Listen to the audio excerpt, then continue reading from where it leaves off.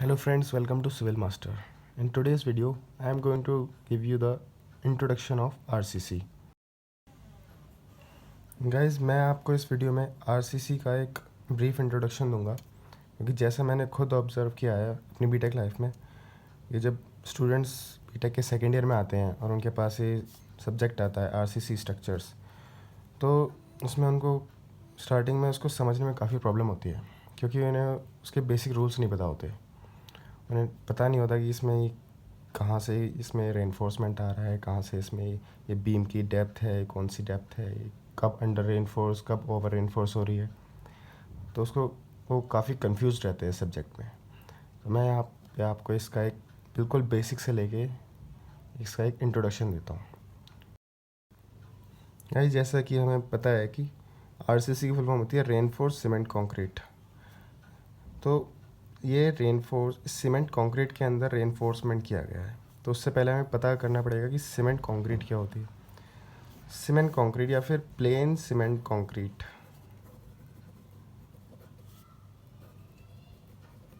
हम इसे पीसीसी भी बोलते हैं। इस PCC is nothing but it is a composite material and it is a combination of 4 सब materials. First is cement, second one is fine aggregate, third one is coarse aggregate, and fourth one is water. So ये जो plane cement concrete होती है, ये इन 4 materials को compose करके और उससे ये प्रिपेयर की जाती है।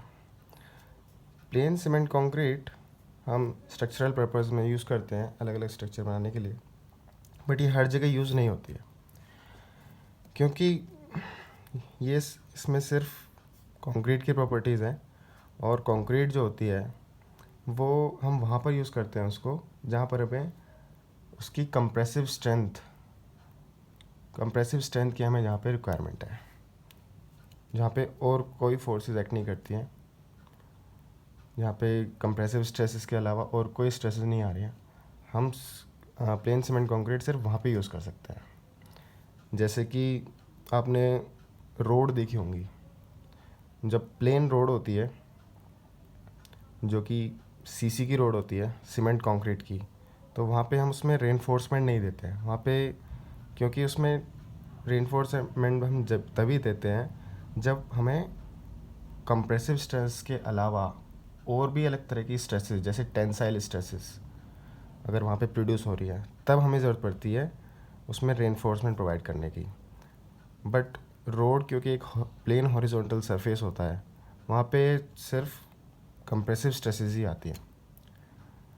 कई जगह पर ऐसा होता है कि जहाँ पे रोड में कर्व्स आते हैं या फिर वर्टिकल कर्व्स या हॉरिजॉन्टल कर्व्स में भी उनमें कई जगह पर टेंशन देखने को मिलती है, तो वहाँ पर हम उसमें रेनफोर्समेंट प्रोवाइड करते हैं। But in most of the cases we don't provide reinforcement in plain cement concrete roads. For example आप किसी स्ट्रीट रोड को देखें, अगर वहाँ पे सीमेंट कंक्रीट की रोड बनी है तो वहाँ पे क्या है, वो उसमें रेनफोर्समेंट प्रोवाइड नहीं करते, वो बस ऐसे ही एक बीच में कंस्ट्रक्शन जॉइंट लगा के और दोनों साइड कंक्रीट को ले कर देते हैं। तो गाइस, अब हम इनके कंपोजिशंस के बारे में थोड़ा ब्रीफ में समझ लेते हैं। सबसे पहले आता है सीमेंट। अब गाइस, सीमेंट के कई ग्रेड्स होते हैं, कई तरह का सीमेंट हम कंस्ट्रक्शन वर्क्स में यूज़ करते हैं। बट आरसीसी के केस में जो हमारी आरसीसी कंस्ट्रक्शन स्ट्रक्चर्स में, बेसिक स्ट्रक्चर्स में जो सीमेंट यूज़ होता है वो ऑर्डिनरी वो पोर्टलैंड सीमेंट यूज़ होता है। इसको हम ऑर्डिनरी पोर्टलैंड सीमेंट भी बोलते हैं। और इसके 3 ग्रेड्स होते हैं हमारे पास, 33, 43 एंड 53। गाइस, ये जो ग्रेड है ये एक्चुअली में देखा जाए तो ये इसकी सीमेंट की कंप्रेसिव स्ट्रेंथ है। बट सीमेंट क्योंकि एक बाइंडिंग एजेंट की तरह काम करता है किसी भी मटेरियल में, तो ये अपने आप में तो स्ट्रेंथ शो करता नहीं है। तो इसलिए इसकी जो स्ट्रेंथ है ये हम तब देख सकते हैं जब हम इसको किसी दूसरे मटेरियल के साथ इसको कंबाइन करेंगे और वहाँ पे ये अपनी बाइंडिंग प्रॉपर्टी शो करेगा, और फिर उसके बाद एक जो मटेरियल बन के आएगा उसमें हम इसकी ये स्ट्रेंथ देख सकते हैं। तो ये जो स्ट्रेंथ है ये सीमेंट की सैंड के साथ जब ये कंबाइंड होता है, यानी सीमेंट प्लस सैंड का जो कॉम्बिनेशन होता है उससे जो मटेरियल बन के आता है उसको हम मोर्टार बोलते हैं। तो ये जो स्ट्रेंथ है ये न्यूटन पर mm स्क्वायर में है।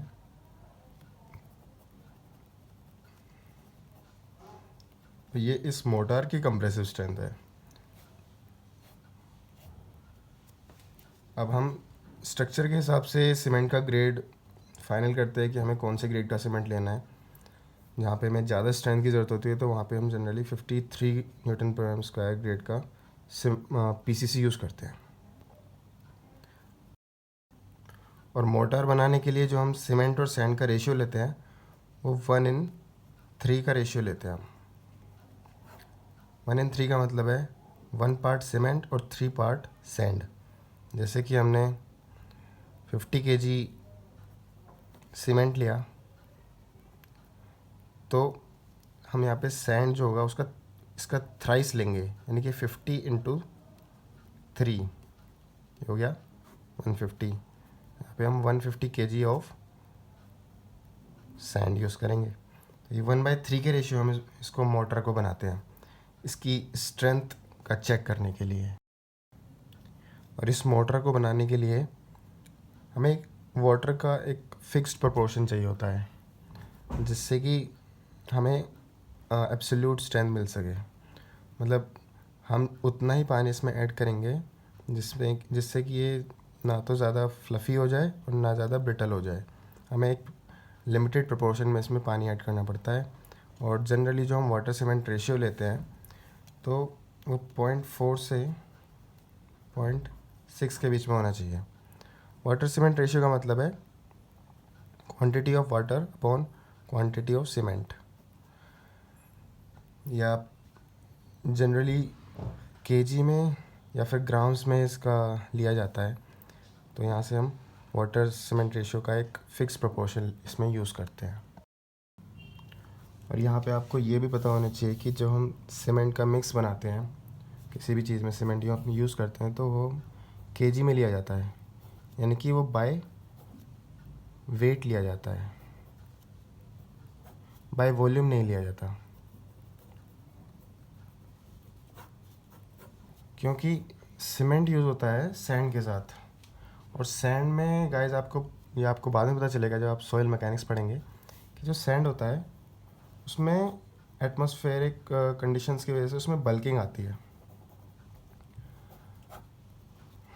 उसमें सैंड के अंदर बल्किंग आती है। तो अगर हम उस वॉल्यूम के हिसाब से उसको लेंगे सारी चीज़ों को, तो उसका वॉल्यूम इंक्रीज़ हो चुका होता है एटमॉस्फेरिक मॉइस्चर की वजह से। क्योंकि सैंड के अंदर बहुत छोटे छोटे पोर्स होते हैं, तो उसकी वजह से उसमें बल्किंग आती है। इसलिए हम वॉल्यूम वाले रिलेशन को हम यहाँ पे नेगलेक्ट कर देते हैं। इसलिए हम हर चीज़ को वेट में लेना प्रेफर करते हैं। और आपको यहाँ पे पता होना चाहिए कि सीमेंट जो है वो नंबर ऑफ़ बैग्स में आता है, और एक बैग का जो वेट या फिर मास होता है वो 50 kg होता है। और इसको वॉल्यूम में देखा जाए तो ये 34.5 लीटर होता है, यानी कि 0.0345 मीटर क्यूब। तो उससे हम ये निकाल सकते हैं कि 1 मीटर क्यूब में अप्रॉक्सीमेटली आपके पास 29.4 बैग्स आते हैं। ये अप्रॉक्स है, इसलिए हम इसको 30 ले लेते हैं। तो ये आपका एक ऑब्जेक्टिव क्वेश्चन भी यहाँ पे तैयार होगा कि 1 मीटर क्यूब में हम कितने नंबर ऑफ़ बैग्स लेते हैं। तो ये कुछ सीमेंट के बारे में एक बेसिक नॉलेज है। सेकंड मटेरियल आपका आता है सैंड। गाइस सैंड जो होता है वो मोर्टार में या फिर कंक्रीट में एक मास की तरह काम करता है। ये उस मटेरियल को मास देता है और उसको स्ट्रेंथ देता है, जिससे कि हमारा जो मटेरियल उसको एक शेप मिल सके और उसको एक प्रॉपर स्ट्रेंथ मिल सके, जिससे कि हमें वो आगे स्ट्रक्चर बनाने में उससे हेल्प होती है। गाइस जो सैंड होता है, सैंड के हमारे पास उसके ग्रेन साइज़ के अकॉर्डिंग अलग अलग ग्रेड्स होते हैं, जो कि आप ब्रीफली पढ़ेंगे सॉइल मैकेनिक्स में और बिल्डिंग मटेरियल्स में। बट मैं आपको यहाँ पे इसका एक बेसिक इसका ग्रेन साइज़ बता देता हूँ। सबसे पहले हमारे पास आता है वेरी फाइन सैंड। इसका साइज़ होता है हमारे पास 0.05 mm से 0.1 mm तक। उसके बाद आता है हमारे पास फाइन सैंड, जो कि 0.1 mm से 0.25 mm। उसके बाद मीडियम सैंड, ये आता है 0.25 mm से 0.5 mm। और उसके बाद आता है कोर्स सैंड, जो कि अप टू 2 mm तक होता है, मतलब कि 0.5 mm से 2 mm तक। तो ये हमारे पास सैंड के ग्रेड्स होते हैं। अब अलग अलग तरह के कंस्ट्रक्शन वर्क्स के लिए हम चूज़ करते हैं कि हमें कौन सा सैंड की रिक्वायरमेंट है। उसके बाद हमारे पास थर्ड मटेरियल आता है, जो कि कोर्स एग्रीगेट।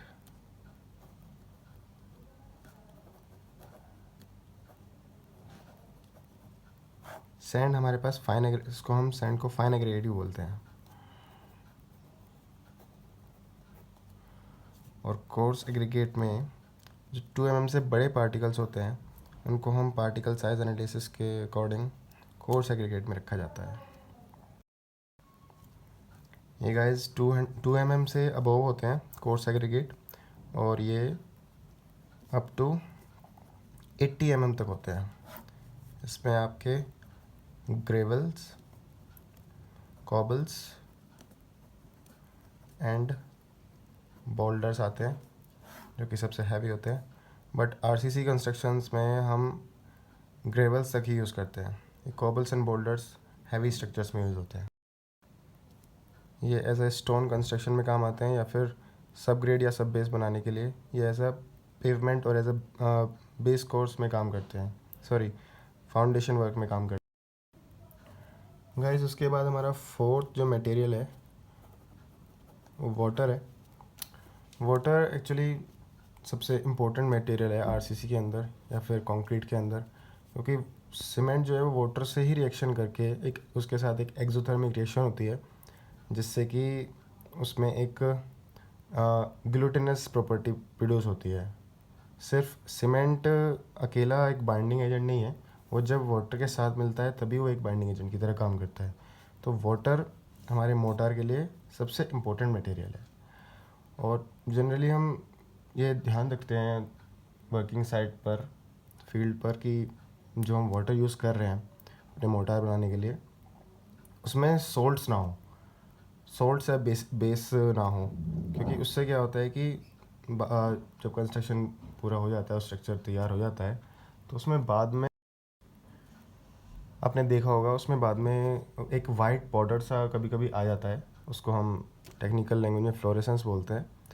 जो कुछ नहीं, वो एक उसका सॉल्ट ही होता है। जो वाटर का जो सॉल्ट ही होता है वो बाद में उसके ऊपर से, उसके सरफेस के ऊपर से निकलता है, और उन सॉल्ट्स की वजह से उस स्ट्रक्चर की स्ट्रेंथ पे भी इफ़ेक्ट पड़ता है। उसकी स्ट्रेंथ भी कम होने लगती है और उसकी सेल्फ लाइफ भी काफ़ी कम हो जाती है। तो इसलिए हमें ध्यान रखना चाहिए कि साइड पे हम जो भी वाटर यूज़ कर रहे हैं मोटर बनाने के लिए, वो उसमें सॉल्ट तो एटलीस्ट प्रेजेंट ना हो। तो गाइज़ ये तो हुआ प्लेन सीमेंट कंक्रीट की बात। अब अगर हम उसमें रेनफोर्समेंट ऐड कर दें तो उसको हम आरसीसी बोल देते हैं, यानी कि रेनफोर्स सीमेंट कंक्रीट। अब जैसे कि मैंने आपको पहले बताया था कि जो प्लेन कंक्रीट होती है उसे हम सिर्फ वहीं पर यूज़ करते हैं जहाँ पे हमारे पास कंप्रेसिव स्ट्रेसेस आ रही हैं। अब ऐसा तो है नहीं कि हर जगह हमारे पास कंप्रेसिव स्ट्रेसेस ही आएंगी, कई जगह ऐसी होती हैं जहाँ पर हमारे पास टेंसाइल स्ट्रेसेस भी आती हैं। तो टेंसाइल स्ट्रेसेस को बियर करने के लिए हमारे पास हम कंक्रीट में एक और मटेरियल ऐड करते हैं जिसको हम स्टील बोलते हैं। स्टील के बहुत सारे ग्रेड्स होते हैं, अलग अलग तरह की स्टील यूज़ करते हैं हम उसमें, और उस मटेरियल को हम रेनफोर्स सीमेंट कंक्रीट बोलते हैं। गाइस, कंक्रीट जो होती है वो टेंशन में टेंसाइल स्ट्रेसेस लेने के लिए वीक होती है। कंक्रीट टेंसाइल स्ट्रेसेस में टेंसाइल स्ट्रेंथ इसकी काफ़ी कम होती है, इसलिए हम उसको जहाँ पे टेंसाइल स्ट्रेसेस आने वाली होती है वहाँ पे हम प्लेन कंक्रीट को यूज़ नहीं कर सकते, वो सडनली फेल हो जाएगी। तो इसलिए हम वहाँ पे स्टील के बार्स यूज़ करते हैं आरसीसी के स्ट्रक्चर्स में। आरसीसी के बहुत सारे स्ट्रक्चर्स होते हैं, जैसे कि फाउंडेशन जिसको हम टेक्निकल लैंग्वेज में फुटिंग्स भी बोलते हैं, जो कि सबसे पहला स्टेप होता है एक किसी भी स्ट्रक्चर को बनाने के लिए। फिर और भी चीज़ें होती है, जैसे बीम्स होती है आरसीसी की, आरसीसी बीम्स, फिर कॉलम्स आते हैं, स्लैब्स आती हैं, एट्सेट्रा। ये सब बेसिक स्ट्रक्चर्स हैं आरसीसी के जो हम जनरली यूज़ करते हुए आ रहे हैं। अब मैं आपको एक डेमो देता हूँ, जैसे कि हमें एक बीम बनानी है। अब बीम आपने जनरली घरों में देखी होगी बनती हुई, बट मैं आपको यहाँ पे एक उसको ड्रॉ करके दिखाता हूँ। गाइस, ये उस बीम का क्रॉस सेक्शन है, जिसमें ये बीम की विड्थ होती है, जिसको हम स्मॉल बी से डिनोट करते हैं, और ये उसकी ओवरऑल डेप्थ होती है। अब अभी तक ये सिर्फ एक बॉक्स है, ठीक है। हमें इसको आरसीसी बीम बनानी है, तो इसको मैं 3D में बताता हूँ आपको।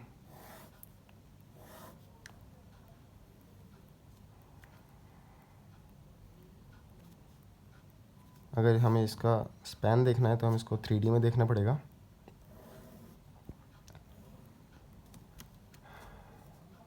ऐसे ही हमारे पास एक बीम है। बीम्स की बहुत सारी शेप्स हो सकती हैं, रेक्टेंगुलर, स्क्वायर, सर्कुलर भी होती है जहाँ पर रिक्वायरमेंट हो। बेसिक पर हम अपने सब्जेक्ट में जनरली रेक्टेंगुलर बीम ही पढ़ते हैं। ये एक यहाँ पे इस समय एक सिर्फ बॉक्स की तरह दिख रही है, पर एक्चुअल में ये कंक्रीट की बीम है।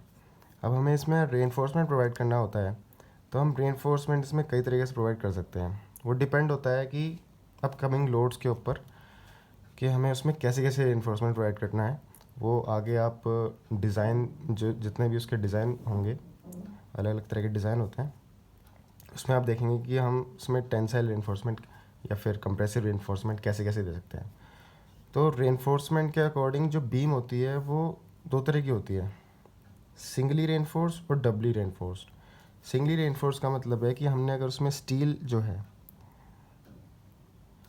स्टील बार्स अगर हमने उसकी टेंशन साइड में प्रोवाइड किए हैं,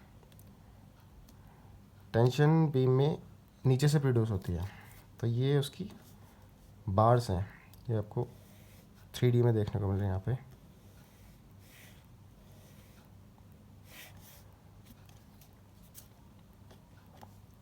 ऐसे ही ये बाकी सारी यहाँ पे आपको दिखेंगी।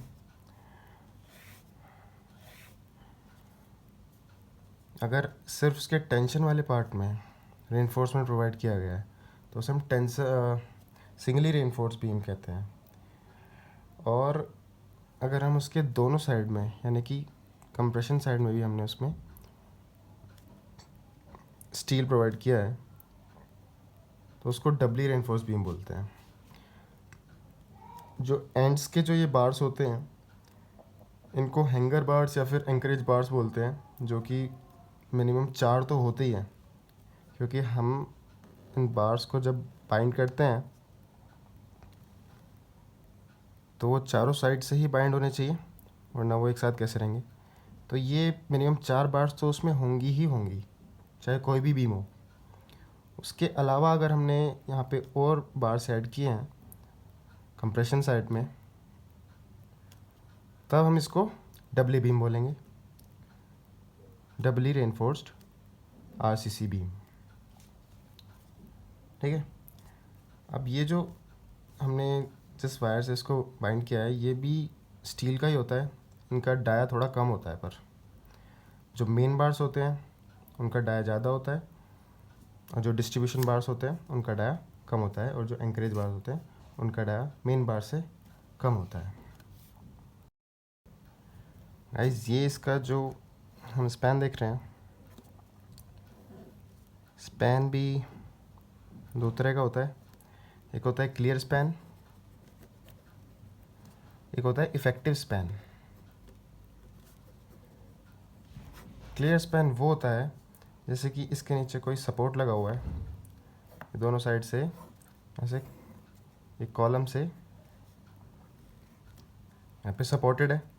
तो जितना स्पैन हमें इसका दिख रहा है एक्चुअल में, जो हमें स्पैन विजिबल है, दो कॉलम्स के बीच की स्पेसिंग, उसको हम क्लियर स्पैन बोलते हैं। और जिस स्पैन पर इस बीम का और इस बीम के ऊपर जो लोड है, उसका एक्चुअली जो लोड है वो ट्रांसमिट हो रहा है, अपकमिंग अपवर्ड लोड, और यूडीएल हो सकता है, पॉइंट लोड हो सकता है, कुछ भी हो सकता है। तो जितने स्पैन पर वो एक्ट करता है उसको हम इफ़ेक्टिव स्पैन बोलते हैं। और एक इसमें जो डेप्थ, ये तो ओवरऑल डेप्थ होती है जो कि इसके बीम के टॉप फाइबर से बॉटम फाइबर तक की डेप्थ होती है। अब हमें कैलकुलेशन पर्पज़ में, कैलकुलेशन प्रॉब्लम्स में हमें एक इफ़ेक्टिव डेप्थ लेनी होती है, जितनी डेप्थ पर लोड एक्ट कर रहा है। तो वो जो डेप्थ होती है वो इसके टॉप फाइबर से इस बीम का जो टेंसाइल रिइंफोर्समेंट है उसके जो सेंटर तक का डिस्टेंस है, वहाँ तक का जो डिस्टेंस होता है उसको हम इफ़ेक्टिव डेप्थ बोलते हैं। तो गाइज़ ये एक आरसीसी बीम के मेन फीचर्स हैं। तो आज की वीडियो में सिर्फ इतना ही।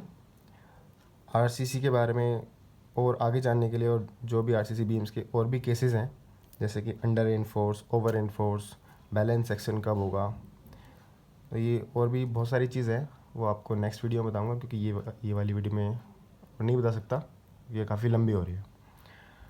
Okay, thank you.